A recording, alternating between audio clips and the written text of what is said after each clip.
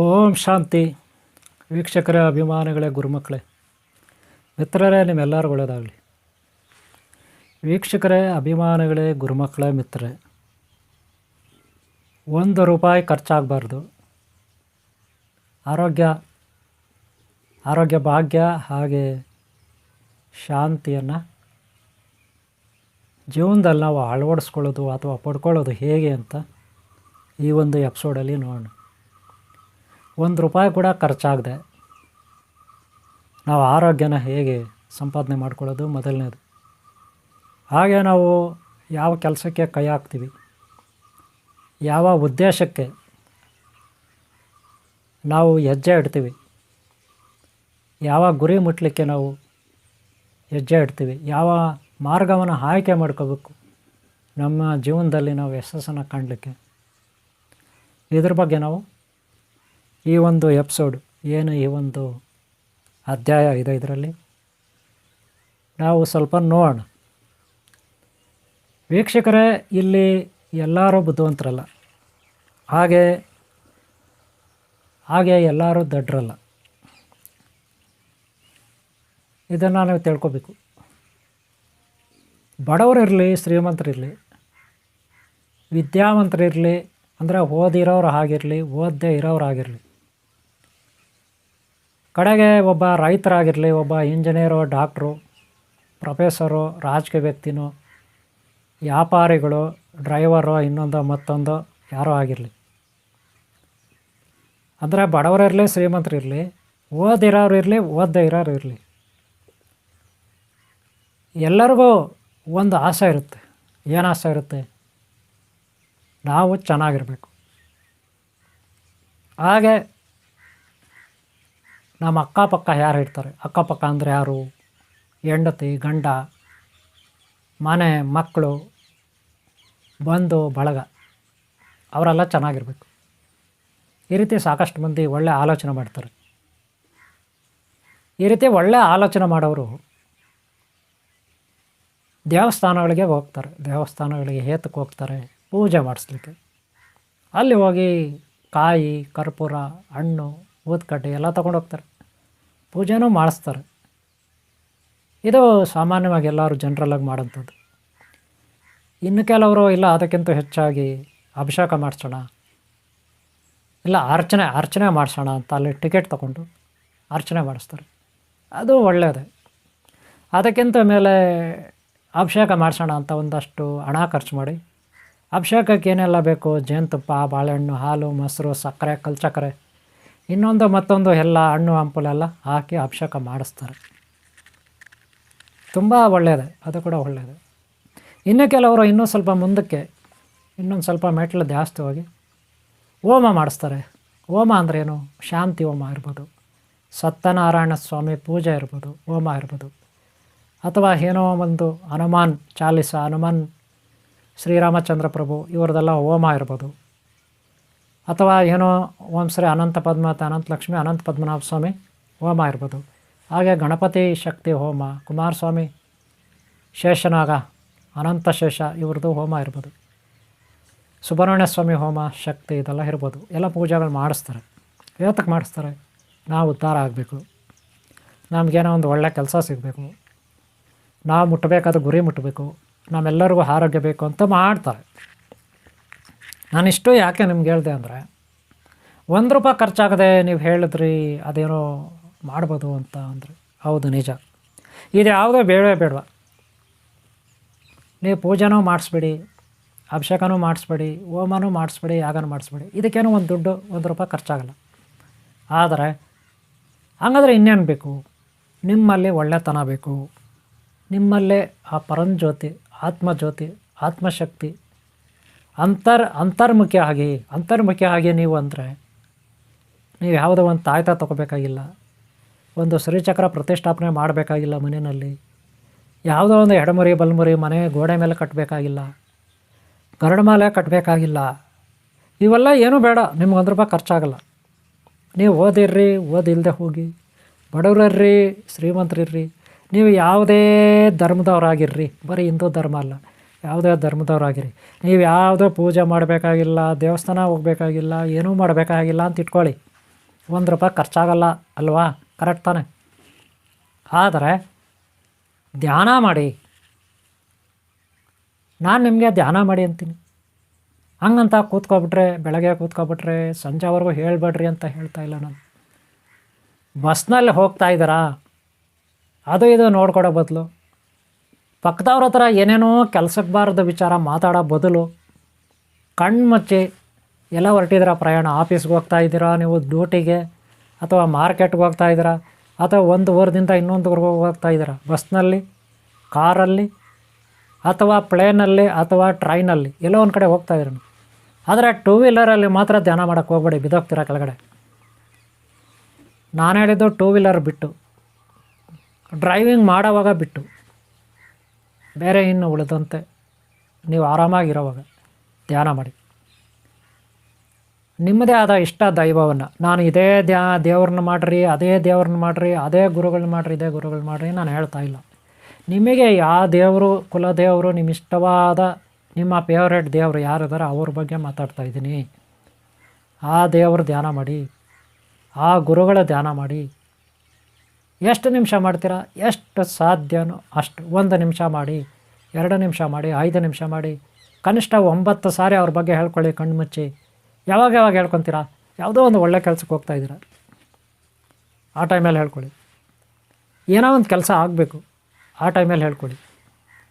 ನೀವು ಯಾವಾಗ ಹೋಗ್ತೀರಿ ಅವಾಗ ಮಾತ್ರ ಹೇಳ್ಕೊತೀನಿ, ಬೇರೆ ಟೈಮಲ್ಲಿ ಹೇಳ್ಕೊಳ್ಳಲ್ಲ ಅನ್ಬೇಡಿ. ಯಾಕೆಂದರೆ ಮನೆಯಲ್ಲಿ ಬೆಳಗ್ಗೆ ಎದ್ದಾಗ ಬೆಳಗ್ಗೆ ನೀವು 5 ಗಂಟೆಗಾದರೂ ಎಚ್ಚರಿಕೆಗೊಳ್ರಿ, 6 ಗಂಟೆಗಾದರೂ ಎಚ್ಚರಿಕೆಗೊಳ್ರಿ, 8 ಗಂಟೆಗಾದರೂ ಎಚ್ಚರಿಕೆಗೊಳ್ರಿ.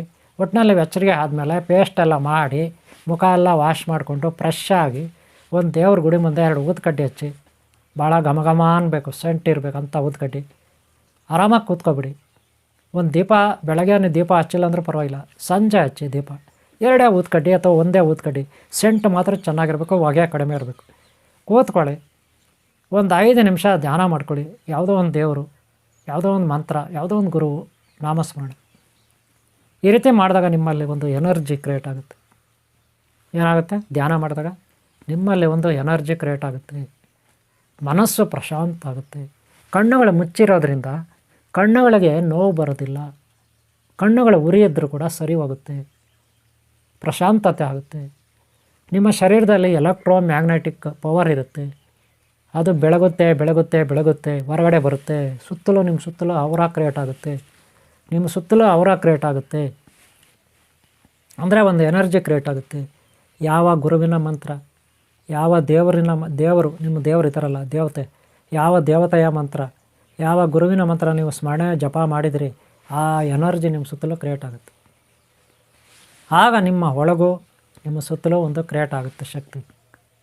ಆಗ ನಿಮಗೆ ಯಾವುದೇ ದುಷ್ಟಶಕ್ತಿಗಳ ಕಾಟ ಇರೋದಿಲ್ಲ, ಯಾವುದೇ ದಾರಿದ್ರ್ಯ ಕಾಟ ಇರೋದಿಲ್ಲ, ಭೂತ ಪ್ರೇತ ಪಿಶಾಚಾದಿ ಬ್ರಹ್ಮರಾಕ್ಷಸರ ಕಾಟ ಅಂತೂ ಇರೋದೇ ಇಲ್ಲ. ನಿಮಗೆ ಯಾವುದೇ ದಾರಿದ್ರ್ಯ ಒಕ್ಕರ್ಸ್ಕೊಳ್ಳೋಕ್ಕೆ ಅವಕಾಶ ಇರಲ್ಲ. ಯಾರೇ ನಿಮಗೆ ಮಾಯ ಮಾಟ ಮದ್ದು ನಿಮ್ಮ ಮೇಲೆ ಪ್ರಯೋಗ ಮಾಡಿದ್ರು ಕೂಡ ಅದರಿಂದನೂ ಬಚಾವಾಗ್ತೀರಿ. ನಿಮ್ಮ ತಂಟೆಗೆ ಅದು ಬರೋದಿಲ್ಲ. ನೀವು ಕಾರಲ್ಲಾದರೂ ಇರ್ರಿ, ಬಸ್ ಸ್ಟ್ಯಾಂಡಲ್ಲಾದರೂ ಇರಿ, ಟ್ರೈನಲ್ಲಾದರೂ ಇರಿ, ಪ್ಲೇನಲ್ಲಾದರೂ ಇರಿ, ರಾಕೆಟಲ್ಲಾದರೂ ಇರಿ, ಸ್ಪೇಸ್ ಶಿಪ್ಪಲ್ಲಾದರೂ ಇರಿ, ಯಾವುದೇ ಗ್ರಹದಲ್ಲಾದರೂ ಇರಿ, ಭೂಮಿ ಮೇಲಾದರೂ ಇರಿ, ನಿಮಗೆ ದುಷ್ಟಶಕ್ತಿಗಳ ಕಾಟ ಇರೋದಿಲ್ಲ. ನೆಗೆಟಿವ್ ಶಕ್ತಿ, ಯಾವುದೇ ನೆಗೆಟಿವ್ ಎನರ್ಜಿ ಕಾಟ ನಿಮಗಿರಲ್ಲ. ಯಾಕಂದರೆ ನಿಮ್ಮಲ್ಲಿ ಒಂದು ಅದ್ಭುತವಾದ ಶಕ್ತಿ ಕ್ರಿಯೇಟ್ ಆಗುತ್ತೆ. ನಿಮ್ಮಲ್ಲೇ ಎಲ್ಲ ಶಕ್ತಿ ಇದೆ. ಕಲ್ಲು, ಮುಳ್ಳು, ಮರ, ಗಿಡ, ಬಳ್ಳಿ ಎಲ್ಲ ಕಡೆ ದೈವತ್ವ ಇರುತ್ತೆ, ಪ್ರಜ್ಞಾ ಮಹಾಶಕ್ತಿ ಇರುತ್ತೆ, ಒಂದು ಬಯೋ ಎನರ್ಜಿ ಇರುತ್ತೆ, ಒಂದು ನ್ಯೂಟ್ರನಸ್, ಫಿಸಿಕ್ಸಲ್ಲಿ ನ್ಯೂಟ್ರನಸ್ ಅಂತೀವಿ, ಒಂದು ಫಿಸಿಕ್ಸಲ್ಲಿ ನ್ಯೂಟ್ರನಸ್ ಏನು ಡಾರ್ಕ್ ಮ್ಯಾಟ್ರ್ ಅಂತೀವಿ, ಕ್ವಾಂಟಮ್ ಥಿಯರಿ ಅಂತೀವಿ, ಕ್ವಾರ್ಕ್ ಆಟಮ್ಸ್ ಅಂತೀವಿ, ದೇವಕಣ ಅಂತೀವಿ. ಆ ನ್ಯೂಟ್ರನಸ್ ಇರುತ್ತೆ ಎಲ್ಲ ಕಡೆ, ಅದು ನಿಮ್ಮಲ್ಲೇ ಇರುತ್ತೆ. ಅದನ್ನು ಬೆಳೀಲಿಕ್ಕೆ ಅವಕಾಶ ನೀವು ಕೊಡಬೇಕಷ್ಟೆ. ನೀವು ಅವಕಾಶ ನಿಂಗೆ ಕೊಡೋದು ಅಂದರೆ ನಾನು ಹೇಳಿದ್ನಲ್ಲ, ಧ್ಯಾನ ಮಾಡೋದು, ಜಪ ಮಾಡೋದು. ಜಪ ಅಂದರೆ ಜೋರಾಗಿ ಬಾಯಿ ಬಿಟ್ಟು ಹೇಳ್ಕೊಳ್ಳೋದಲ್ಲ, ನಿಮಗೆ ಕೇಳಿಸುವಷ್ಟು ಮಟ್ಟಿಗೆ ಹೇಳ್ಕೋಬೇಕು. ನೀವು ಹೇಳಿದ್ದು ಬಾಯಿಂದ ನಿಮ್ಮ ಕಿವಿಗೆ ಮಾತ್ರ ಕೇಳಿಸ್ಬೇಕು, ಬೇರೆಯವ್ರಿಗೆ ಕೇಳಿಸ್ಬೇಕಾಗುತ್ತೆ. ಈ ರೀತಿ ನೀವು ಧ್ಯಾನ, ತಪಸ್ಸು, ಜಪ ಮಾಡಿದಾಗ ಇದನ್ನು ತಪ ಅಂತಾರೆ. ಹಾಗೆ ತಿನ್ನುವ ಆಹಾರ ಬಹಳ ಮಿತವಾಗಿರಬೇಕು. ಬೆಳಗ್ಗೆ ಹೊತ್ತು ನೀವು 80% ಊಟ ಮಾಡಿ. 80% ಬೆಳಗ್ಗೆ ಬರೀ ತಿಂಡಿ ಅಂತ ಮಾಡಬೇಡಿ, 80% ಊಟ ಮಾಡಿ. 8 ಗಂಟೆಗಾದರೂ ಮಾಡಿ, 9 ಗಂಟೆಗಾದರೂ ಮಾಡಿ, 7 ಗಂಟೆಗಾದರೂ ಮಾಡಿ, ನಿಮ್ಮಿಷ್ಟ. ಒಂದು ಟೈಮ್ ಅಂತಿರುತ್ತೆ. 10 ನಿಮಿಷ ಹೆಚ್ಚು ಕಡಿಮೆ 80% ಊಟ ಮಾಡಿ, 10% ನೀರು ಕುಡೀರಿ, ಇನ್ನು 10% ಖಾಲಿ ಇರಲಿ ಹೊಟ್ಟೆ.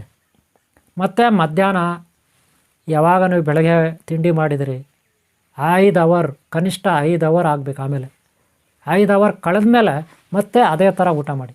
80% ಊಟ, 10% ನೀರು ಕುಡೀರಿ, 10% ಖಾಲಿ ಇಡಿ ಹೊಟ್ಟೆ ಒಳಗೆ.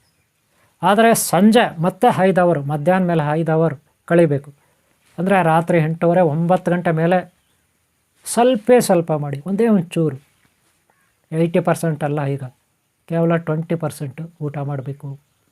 ಕೇವಲ 2 ಬನ್ ತಿಂದು ನೀವು ಟೀ ಕುಡಿದ್ರೂ ಸಾಕು, ಅಥವಾ ಹಾಲು ಕುಡಿದ್ರೂ ಸಾಕು, ಅಥವಾ 2 ಇಡ್ಲಿ ತಿಂದರೂ ಸಾಕು ಸಂಜೆ ರಾತ್ರಿ ಮಲಗೋವಾಗ. ಅದಕ್ಕೆ ಮೇಲೆ ತಿನ್ನಬಾರ್ದು. ಯಾವುದೇ ಕಾರಣಕ್ಕೂ ಬರೀ ಎಣ್ಣೆ ಪದಾರ್ಥ, ಜಿಡ್ಡು ಪದಾರ್ಥ ರಾತ್ರಿ ಹೊತ್ತು ತಿನ್ನಬಾರ್ದು.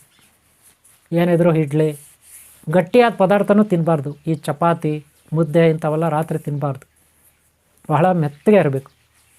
ಇಡ್ಲಿ, ಸ್ವಲ್ಪ ಅನ್ನ, ಭಾತುಗಳಂದರೆ ತುಂಬ ಎಣ್ಣೆ ಇರಬಾರ್ದು. ಅದೇ ಮಸಾಲ ದೋಸೆ ಅಂತ ಇಂಥದ್ದು ಫುಲ್ಲು ಎಣ್ಣೆ ಇರೋದು ತಿನ್ನಬಾರ್ದು ಹೆಚ್ಚಾಗಿ ರಾತ್ರಿ ಹೊತ್ತು. ಖಾಲಿ ದೋಸೆ ತಿನ್ನಿ, ದಪ್ಪಗ ಇರಬೇಕು ದೋಸೆ ಇತ್ಯಾದಿ ಐಟಮ್ಸ್. ಅಂದರೆ ಎಣ್ಣೆ ಪದಾರ್ಥ ಇರಬಾರ್ದು ಹೆಚ್ಚಾಗಿ. ಯಾಕಂದರೆ ರಾತ್ರಿ ಕಡಿಮೆ ತಿನ್ನಿ. ಯಾವಾಗ ಎಣ್ಣೆ ತಿಂತೀರಿ ಜಾಸ್ತಿ, ಖಾಲಿ ಹೊಟ್ಟೆ ಇರುತ್ತೆ ರಾತ್ರಿ ಮಲಗಿದ ಮೇಲೆ, ಅದೇ ನಿಮಗೆ ಇದಾಗುತ್ತೆ, ವಾಂತಿ ಆಗ್ಬೋದು ಅಥವಾ ಇನ್ನೇನೋ ಆಗ್ಬೋದು, ಆ ಥರ ಆಗುತ್ತೆ. ಈ ರೀತಿ ಮಾಡಿದಾಗ, ಶುದ್ಧವಾದ ನೀರು ಕುಡಿದಾಗ, ಶುದ್ಧವಾದ ವಾತಾವರಣದಲ್ಲಿ ನೀವು ಮಲ್ಕೊಂಡಾಗ, ಶುದ್ಧವಾದ ಗಾಳಿ ನಿಮಗೆ ಸಿಕ್ಕಿದಾಗ ನೀವು ಆರೋಗ್ಯವಂತರಾಗಿರ್ತೀರಿ, ಹೆಚ್ಚು ವರ್ಷ ಬದುಕ್ತೀರಿ, ಯಾವುದೇ ರೋಗಗಳ ಕಾಟ ಇರೋಲ್ಲ. ಹಾಗೆ ಹೆಚ್ಚಾಗಿ ಶಬ್ದಗಳಿರಬಾರ್ದು ಅಕ್ಕಪಕ್ಕ ಮನೆಗಳು. ನಿಮ್ಮ ಮನೆ ಅಕ್ಕಪಕ್ಕ ವಾಸ್ತು ಇರಬೇಕು, ಒಳ್ಳೆ ವಾಸ್ತು ಇರಬೇಕು. ಒಳ್ಳೆ ಗಿಡಗಳನ್ನು ನೀವು ಮನೆ ಹತ್ರ ಇಟ್ಕೋಬೇಕು. ಯಾವ್ಯಾವುದೋ ಮುಳ್ಳಿನ ಗಿಡಗಳು ಅವೆಲ್ಲ ಇಟ್ಕೋಬಾರ್ದು, ಮುಳ್ಳಿನ ಗಿಡಗಳೆಲ್ಲ ಇಟ್ಕೋಬಾರ್ದು, ನೆನಪಿಟ್ಕೊಳ್ಳಿ. ನೀವೇನೇ ಇಟ್ಕೊಂಡ್ರೂ ಸುಗಂಧ ಬೀರುವ ಒಳ್ಳೆಯ ಹೂಗಳನ್ನು ಕೊಡುವ ಗಿಡಗಳನ್ನು ಇಟ್ಕೋಬೇಕು. ಆದಷ್ಟು ಆಯುರ್ವೇದಿಕ್ ವನಸ್ಪತಿ ಗಿಡಗಳನ್ನು ಇಟ್ಕೋಬೇಕು ನಿಮ್ಮ ಮನೆ ಅಕ್ಕಪಕ್ಕ. ಹಾಗೆ ನೀವು ವಾಸ ಮಾಡೋ ಮನೆ ಬಾಡಿಗೆ ಮನೆ ಇರಲಿ, ಲೀಸ್ಗಿರಲಿ, ಸ್ವಂತ ಇರಲಿ, ನಿಮ್ಮ ಅಕ್ಕಪಕ್ಕ ಇರುವ ಮನೆಗಳವರು ಒಳ್ಳೆಯವರಾಗಿರಬೇಕು. ಅವರು ಕೆಟ್ಟವರು ಆಗಿದ್ದರೆ ನೀವು ಬೆಳಗ್ಗೆ ಎದ್ದ ತಕ್ಷಣ ಅವ್ರ ಮುಖ ನೋಡ್ತೀರಾ. ಅದರಿಂದ ನಿಮ್ಮಲ್ಲಿರುವ ಶಕ್ತಿ ಕ್ಷೀಣವಾಗಿ ಹೋಗುತ್ತೆ. ಕೆಟ್ಟವರ ಮುಖವನ್ನು ಬೆಳಗ್ಗೆ ನೀವು ನೋಡಿದ್ರೆ, ಕೆಟ್ಟವರನ್ನು ನೀವು ಬೆಳಗ್ಗೆ ಸ್ಮರಣೆ ಮಾಡಿದ್ರೆ, ಬೆಳಗ್ಗೆ ಎದ್ದು ಕೆಟ್ಟ ವೀಡಿಯೋಗಳನ್ನು ಮೊಬೈಲಲ್ಲಿ ನೋಡಿದ್ರೆ, ಟಿ ವಿನಲ್ಲಿ ನೋಡಿದ್ರೆ, ಹಾಗೆ ನ್ಯೂಸ್ ಪೇಪರಲ್ಲಿ ಇದರಲ್ಲಿ ಕೆಲವರು ಬೆಳಗ್ಗೆ ಪೇಪರ್ ಇಟ್ಕೊಂಡು ಕೂತ್ಕೊತಾರೆ. ಎಲ್ಲೋ ಆಕ್ಸಿಡೆಂಟ್ ಆಗಿರುತ್ತೆ ಅದನ್ನು ಓದ್ತಾರೆ. ಯಾರೋ ರೇಪ್ ಮಾಡಿರ್ತಾರೆ, ಅತ್ಯಾಚಾರಗಳು, ಅವ್ರನ್ನ ಓದ್ತಾರೆ. ಯಾರೋ ಕಳ್ತನ ಮಾಡಿ ಸಿಕ್ಕಾಕೊಂಡು ಅವ್ರ ಮುಖಗಳು ನೋಡ್ತಾರೆ. ಖಂಡಿತ ಇದರಿಂದ ನಿಮ್ಗೆ ಒಳ್ಳೆಯದು ಆಗಲ್ಲ. ನಾನು ಹೇಳ್ತಾ ಇದ್ದೀನಿ, ನೀವು ನ್ಯೂಸ್ ಪೇಪರ್ ನೋಡಿ, ನಾನು ಬೇಡ ಅನ್ನಲಿಲ್ಲ. ಅದು ಮಧ್ಯಾಹ್ನ ಮೇಲೆ. ನೀವು ಮೊಬೈಲಲ್ಲಿ ಯಾವುದೋ ವೀಡಿಯೋಗಳು ನೋಡಿ, ಅದು ಮಧ್ಯಾಹ್ನ ಮೇಲೆ. ಏನಿದ್ರೂ ಬೆಳಗ್ಗೆ ಒಳ್ಳೆಯದೇ ವಿಚಾರಗಳು ನಿಮ್ಮ ಕಣ್ಣಿಗೆ ಬೀಳಬೇಕು, ಒಳ್ಳೆಯ ವಿಚಾರಗಳು ನಿಮ್ಮ ತಲೆಗೆ ಬರಬೇಕು.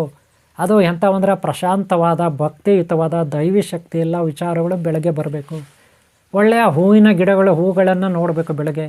ಒಳ್ಳೆಯ ಫ್ರೂಟ್ಸನ್ನು ನೋಡಬೇಕು. ಒಳ್ಳೆಯ ಮುಖಗಳನ್ನು ನೋಡಬೇಕು ನೀವು ಬೆಳಗ್ಗೆ, ಒಳ್ಳೆಯ ಮುಖಗಳನ್ನು, ಸುತ್ತಲೂ ಕ್ಯಾರೆಕ್ಟರ್ಗಳನ್ನು.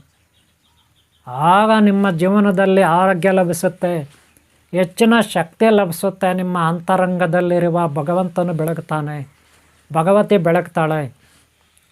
ನಿಮ್ಮ ಶರೀರದ ಅಣುರೇಣು ತೃಣಕಾಷ್ಟದಲ್ಲೂ, ಪ್ರತಿ ಶೆಲ್ನಲ್ಲೂ, ನಿಮ್ಮ ಬಾಡಿಯ ಪ್ರತಿ ಶೆಲ್ನಲ್ಲೂ, DNA-ನಲ್ಲೂ ದೈವಿ ಶಕ್ತಿ ಪ್ರಜ್ವಲಿಸುತ್ತೆ, ಮಹಾಶಕ್ತಿಯಾಗಿ ಬೆಳಗುತ್ತೆ.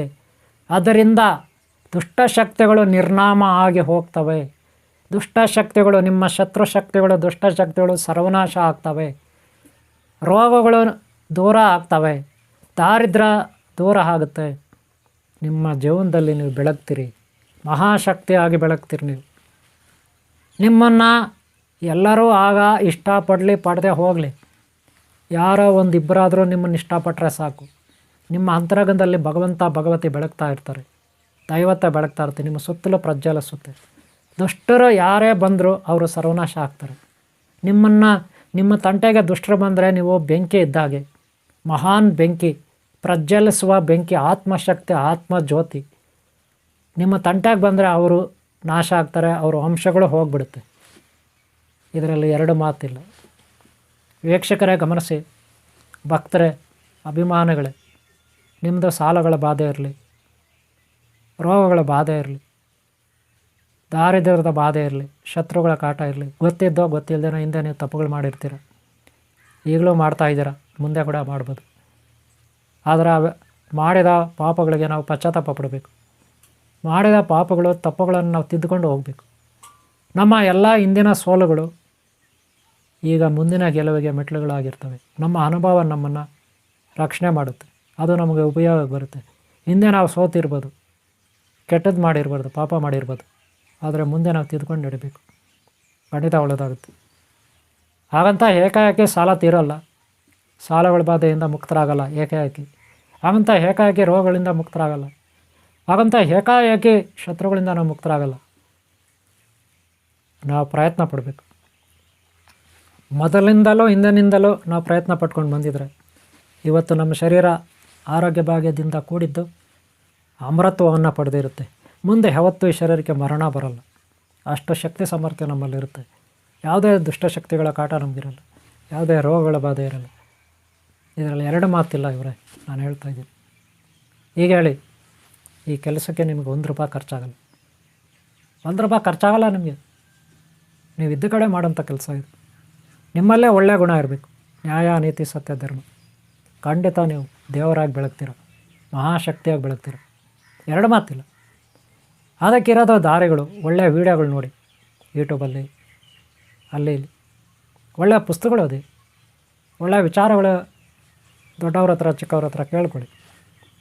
ಎಲ್ಲರಲ್ಲೂ ಒಳ್ಳೆಯದನ್ನು ಗುರುತಿಸಿ, ಖಂಡಿತ ನಿಮ್ಗೆ ಒಳ್ಳೆಯದಾಗುತ್ತೆ. ಒಳ್ಳೆಯದನ್ನು ನೋಡಿ, ಒಳ್ಳೆಯದನ್ನು ಮಾತಾಡಿ, ಒಳ್ಳೆಯದನ್ನು ಕೇಳಿಸ್ಕೊಳ್ಳಿ, ಒಳ್ಳೆಯದನ್ನು ಮಾಡಿ. ಖಂಡಿತ ನಿಮ್ಮಲ್ಲಿ ಪುಣ್ಯಶಕ್ತಿ, ಯೋಗಶಕ್ತಿ, ತಪಶಕ್ತಿ ಬೆಳೆಯುತ್ತೆ. ದೈವಿ ಶಕ್ತಿ ನಿಮಗೆ ಸಹಾಯವಾಗಿ ನಿಲ್ಲುತ್ತೆ. ಅದರ ನೆರಳಲ್ಲಿ ನೀವು ಇರ್ತೀರ.